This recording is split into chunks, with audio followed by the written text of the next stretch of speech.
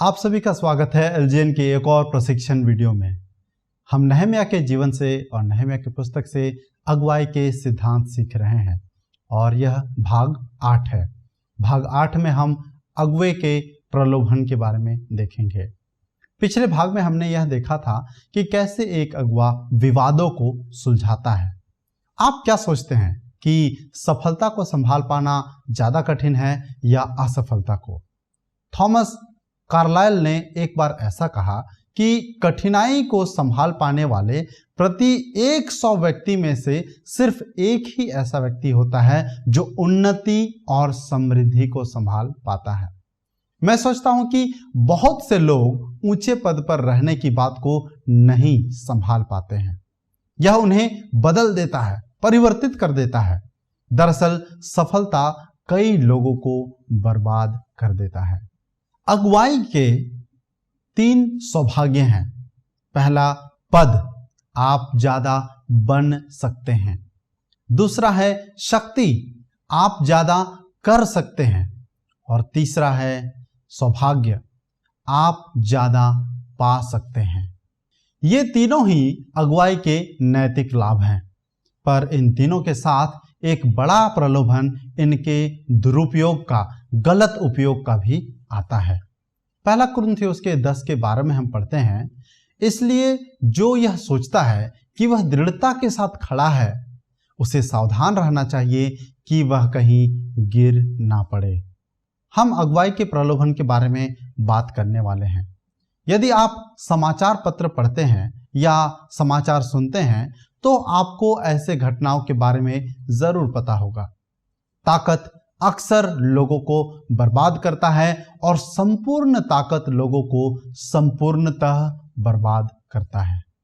हम अगुवाई के प्रलोभन और उससे बचने के विषय में देखने वाले हैं।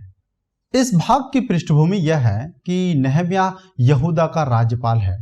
पद 14 में वह हमें बताता है कि पिछले 12 वर्ष से वह राज्यपाल रह चुका है। वह इस बात को स्पष्ट करता है कि उससे पहले कई राज्यपाल आए जो उससे अलग थे। उन्होंने अपनी शक्ति का दुरुपयोग किया, उन्होंने अपने सौभाग्य का दुरुपयोग किया और उन्होंने अपने पद का दुरुपयोग किया। सबसे पहला प्रलोभन, आप अपने पद के दुरुपयोग के लिए प्रलोभित होंगे। पहले के राज्यपालों ने भोजन और दाखरस के लिए लोगों पर भारी बोझ डाला और साथ ही साथ 40 शेकेल चांदी के सिक्के भी लिए। उन्होंने लोगों से अत्यधिक मात्रा में कर लिया और लोगों के सामने बहुत ही अवास्तविक और कठिन मांगे रखा। परिस्थिति का उन्हें बिल्कुल भी ख्याल नहीं था। इससे पहले हमने यह देखा कि वहां वे अकाल की स्थिति से गुजर रहे थे और उनकी स्थिति बहुत ही दयनीय हो चुकी थी। जब एक बार इन लोगों को सत्ता मिल गया, उन्होंने अपनी शक्ति का दुरुपयोग करना शुरू कर दिया। क्या आपने कभी ऐसा देखा है कि आपके दफ्तर में या फिर आपके संपर्क में किसी व्यक्ति की पदोन्नति होती है और तुरंत ही वह एक छोटा तानाशाह बन जाता है? यह पदोन्नति उन्हें बदल देता है। जब तक उन्हें पदोन्नति नहीं मिलती है, वे बहुत ही अच्छे व्यक्ति बने रहते हैं। फिर अचानक से ही उन्हें पदोन्नति मिलती है और वह लोगों को नीचा दिखाने लगते हैं, उनका अपमान करने लगते हैं और लोगों से अत्यधिक मांगे करने लगते हैं। याद रखें कि अवास्तविक और कठिन मांगे लोगों के मनोबल को हमेशा ही तोड़ती है, गिराती है। दूसरा प्रलोभन, आप अपने शक्ति के दुरुपयोग के लिए प्रलोभित होंगे। पद 15 में हम पढ़ते हैं, उन राज्यपालों के नीचे के हाकिम भी लोगों पर हुकूमत चलाते थे और जीवन को और अधिक दुर्भर बनाते थे। किंतु मैं, क्योंकि यहोवा का आदर करता था और उससे डरता था, इसलिए मैंने कभी भी वैसे काम नहीं किए। यह एक दमनकारी प्रकार का अगुवाई शैली है। यहां तक कि उनके सेवक भी तानाशाह बन चुके थे। आप में से कितने लोग ऐसे तानाशाह अगुवे के लिए काम करना चाहेंगे? वे कभी इस बात की व्याख्या नहीं करते हैं या इसके लिए समय नहीं देते हैं कि उन्होंने आपसे जो करने के लिए कहा है वह क्यों कहा है। उनका हमेशा ही पसंदीदा व्यक्तित्व होता है, तुम्हें जो बोला गया है बस वह करो। नेतृत्व का सिद्धांत हम यहाँ यह सीखते हैं कि अगुवाई स्वामित्व नहीं है। तीसरा, आप अपने सौभाग्य से अधिक लाभ कमाने के लिए प्रलोभित होंगे। 2 बार इस परिच्छेद में यह व्यक्त किया गया है कि राज्यपाल का भोजन भत्ता। स्पष्ट रूप से राज्यपाल का यह अधिकार था कि वह निश्चित राशि या अनिश्चित खर्च करे, लेकिन वे इसका गलत लाभ उठा रहे थे, वे इसका दुरुपयोग कर रहे थे। एक अगुवा के पास विशेषाधिकार होता है। सामान्यतः उन्हें अधिक तनख्वाह मिलती है, उन्हें अधिक लाभ मिलता है, उनके समय सारणी में उन्हें अधिक छूट दी जाती है और ऐसा ही उनके खर्च में भी होता है। और कई लोग इतने अधिक आजादी को संभाल नहीं पाते हैं। ध्यान दे, वह पद 15 में कहता है, मैंने ऐसा कार्य नहीं किया। वह एक असाधारण अगुवा है। उसने अपेक्षित प्रचलन का अनुसरण नहीं किया। उन लोगों के पास अब तक जो राज्यपाल हुए थे वे उन्हें तबाह कर रहे थे, लेकिन नहम्याह राज्यपाल बनकर आता है और वह ऐसा नहीं करता है। क्यों? पद 14 कहता है, मैं वहां 12 वर्ष के लिए राज्यपाल था। जब वह वहां राज्यपाल था, हम उसके बारे में यह तथ्य जानते हैं कि उसने कभी भी तनख्वाह नहीं लिया, उसने कभी व्यय खाते का इस्तेमाल नहीं किया और उसने कर उगाही भी नहीं किया।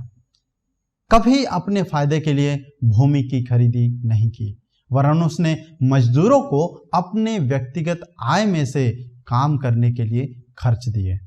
उसने तकरीबन 150 लोगों को प्रतिदिन अपने व्यक्तिगत खर्च से भोजन खिलाया। आप ऐसे कितने राजनेताओं को जानते हैं जो ऐसे लाभ के अवसर में बिना लाभ लिए पार हो जाते हैं, आगे बढ़ जाते हैं? कौन सी ऐसी बात थी जिसने उसे उसके शक्ति, पद और सौभाग्य का दुरुपयोग करने से बचाया, दुरुपयोग करने से रोका? एक अगुवे के रूप में अपनी खराई को आप कैसे बरकरार रख सकते हैं? सबसे पहली बात, परमेश्वर के प्रति मेरे आदर को गहरा करना। वह अपने आप को प्रसन्न करने से ज्यादा परमेश्वर को प्रसन्न करना चाहता है। वह कहता है, परमेश्वर के प्रति मेरे आदर और सम्मान के कारण मैंने वैसा नहीं किया। इसका क्या अर्थ है? परमेश्वर का सम्मान करने के 2 अर्थ हो सकते हैं।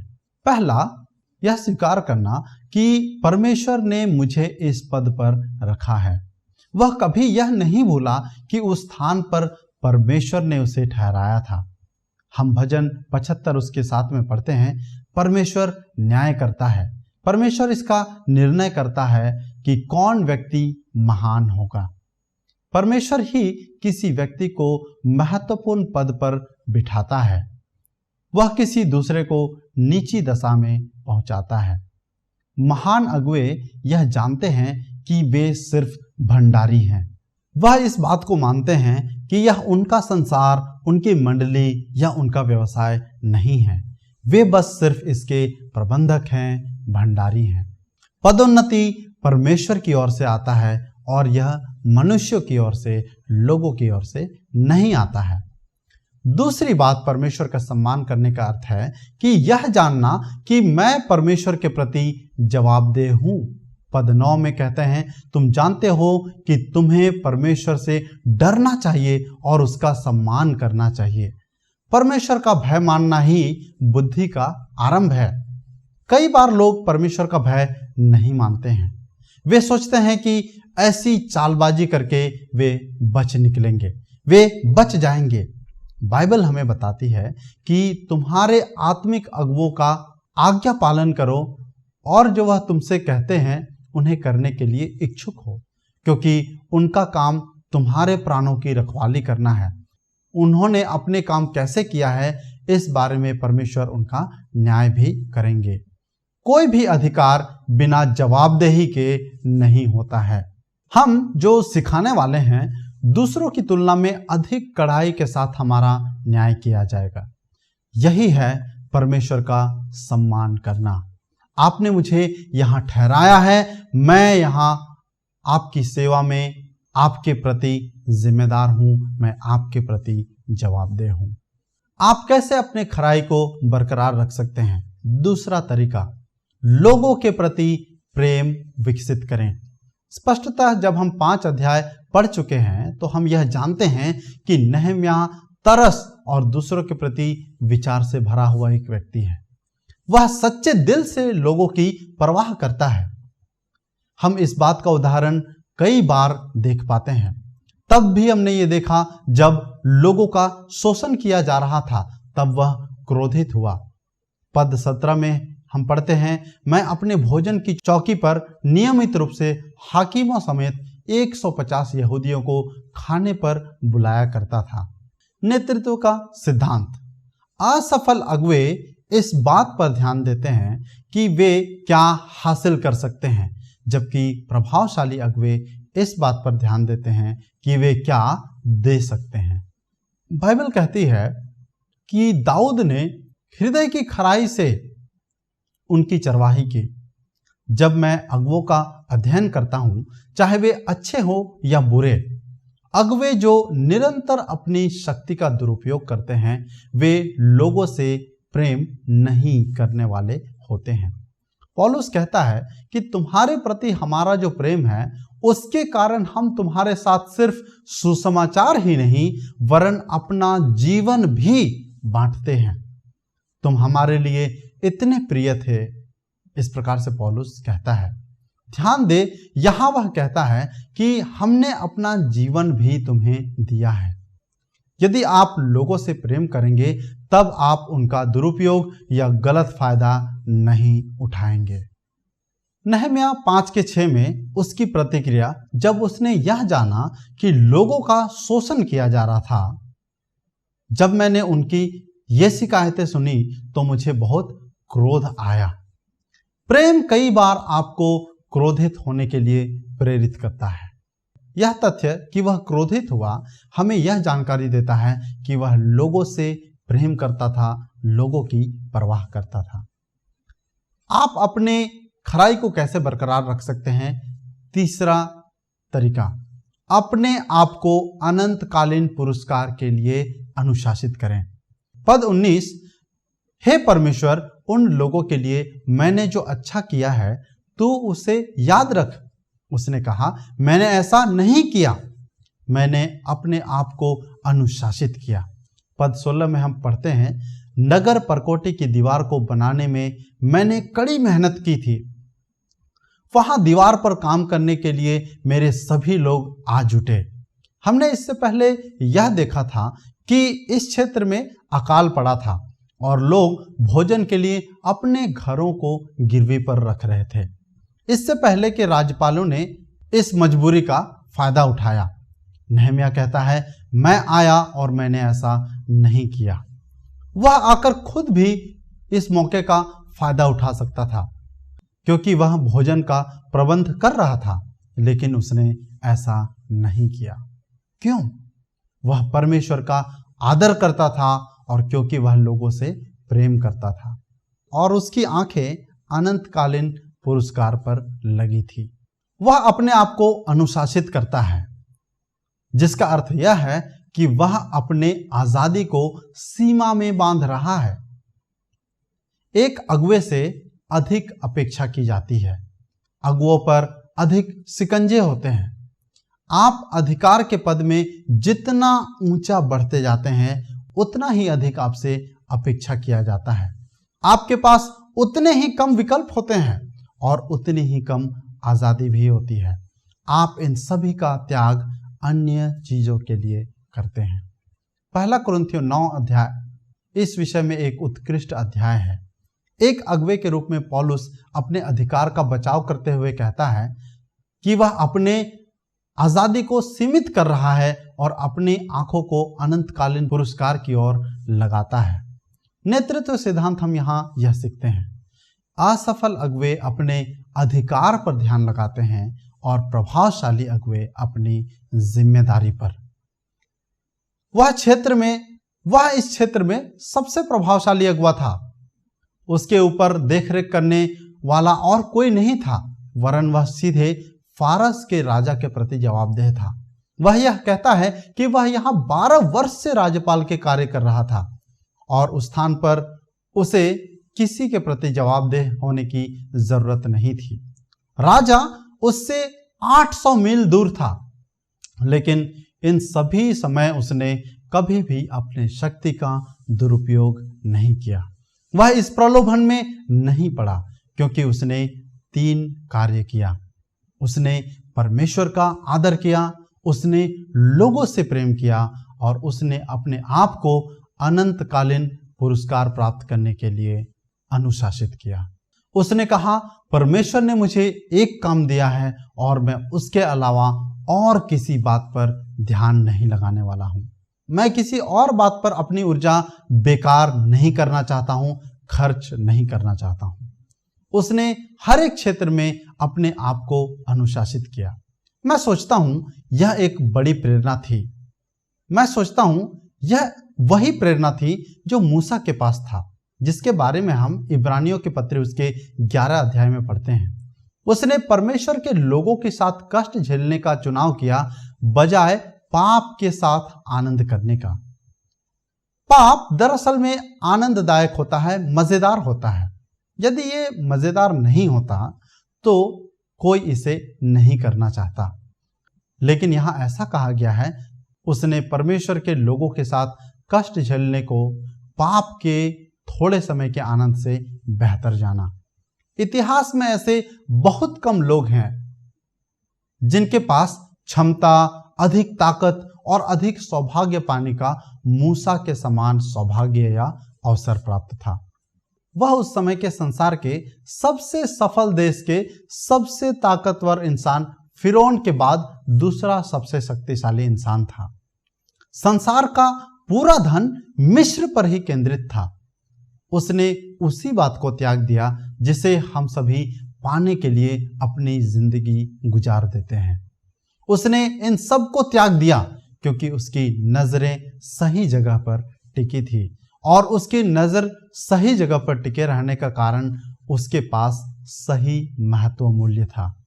उसकी आंखें भविष्य के पुरस्कार पर लगी हुई थी। यदि आप अगुवा बनना चाहते हैं, यदि आप एक प्रभावशाली अगुवा बनना चाहते हैं, तो आप भी इन 3 क्षेत्रों में प्रलोभित होंगे कि आप अपने अगुवाई का उपयोग अपने व्यक्तिगत लाभ के लिए करें। एक अगुवे को निरंतर अपने आप से यह सवाल पूछना चाहिए कि आप जो कर रहे हैं वह क्यों कर रहे हैं। इब्रानियों की पत्री 6:10 में, तुमने परमेश्वर के जनों की निरंतर सहायता करते हुए जो प्रेम दर्शाया है, उसे और तुम्हारे दूसरे कार्यों को परमेश्वर कभी नहीं भुलाएगा। वह अन्यायी नहीं है। हम ये पढ़ते हैं, यह अगुवाई में एक वैध और वाजिब मनसा है। वह कहता है, मैं इन वर्तमान पुरस्कार की चाह नहीं करता, लेकिन मैं आने वाले पुरस्कार की राह देख रहा हूं। यह उसी प्रकार है मानो आप स्वर्ग में अपने धन को इकट्ठा कर रहे हैं। हम अपने अधिकार पर ध्यान नहीं लगाते हैं, हम अपने जिम्मेदारी पर ध्यान लगाते हैं। पहला पत्रस 5:1-5 में हम पढ़ते हैं, प्राचीनों को परमेश्वर की जो भेड़ें हैं तुम्हारे देख रेख में हैं, उनकी अच्छी चरवाही करो, इसलिए नहीं क्योंकि तुम्हें ऐसा करना है, लेकिन इसलिए क्योंकि तुम ऐसा करना चाहते हो, धन के लोभी होकर नहीं, लेकिन सेवा के भाव से।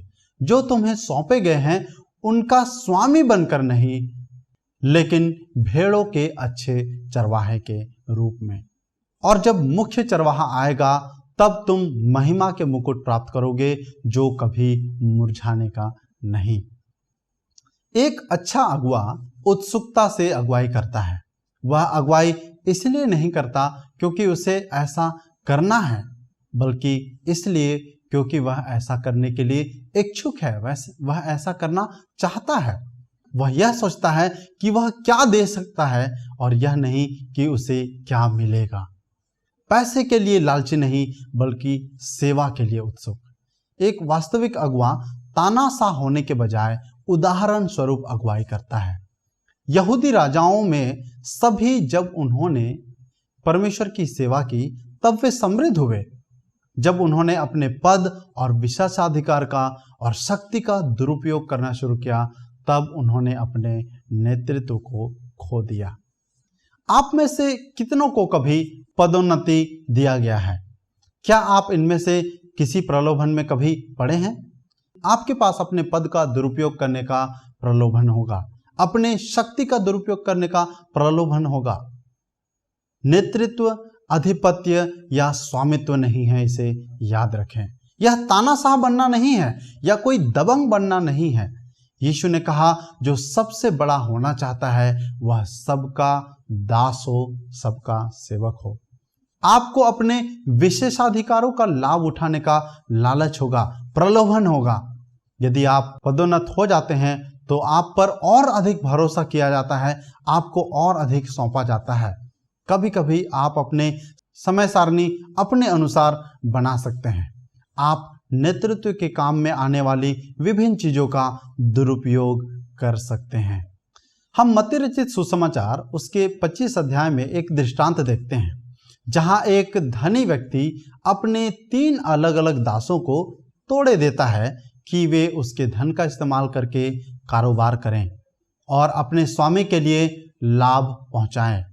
पद 23 में वह कहता है, धन्य हे अच्छे और विश्वास योग्य दास, तू थोड़े में विश्वास योग्य रहा, मैं तुम्हें बहुत वस्तुओं का अधिकारी बनाऊंगा। अपने स्वामी के काम में, अपने स्वामी के आनंद में सहभागी हो। परमेश्वर आपके और मेरे बारे में क्या कहेंगे? क्या वह हमें विश्वास योग्य दास के रूप में संबोधित करेंगे या फिर ऐसा कोई क्षेत्र है जहां हमें तुरंत सुधार करने की जरूरत है? मेरा मानना यह है कि जब आप अगुवों को देखते हैं और जब आपको ऐसे अगुवे मिलते हैं जो अपनी शक्ति का दुरुपयोग कर रहे हैं तो आप सुनिश्चित हो सकते हैं कि वे परमेश्वर का आदर नहीं करते हैं। दूसरा, वे लोगों से प्रेम नहीं करते हैं। और तीसरा, वे अनंत काल के बजाय सिर्फ यहाँ और अभी के लिए अपने जीवन को जी रहे हैं। इस भाग में हमने अगुवाई के प्रलोभन के बारे में सीखा। हमने देखा कि कैसे अगुवाई के साथ आपको 3 विशेषाधिकार मिलते हैं, 3 लाभ मिलते हैं जो आपके पद, आपके शक्ति और आपके विशेषाधिकार से संबंधित होते हैं, और कैसे आपको इन तीनों के दुरुपयोग करने का प्रलोभन हो सकता है। और एक प्रभावशाली अगुवे के रूप में इन तीनों प्रलोभन से बचना हमारा कर्तव्य है। मैं आशा करता हूं कि इस प्रशिक्षण से, इस भाग से आप काफ़ी लाभान्वित हुए होंगे। हम अगले वीडियो में जल्द ही मिलेंगे। तब तक के लिए आप सभी अपना ख्याल रखें।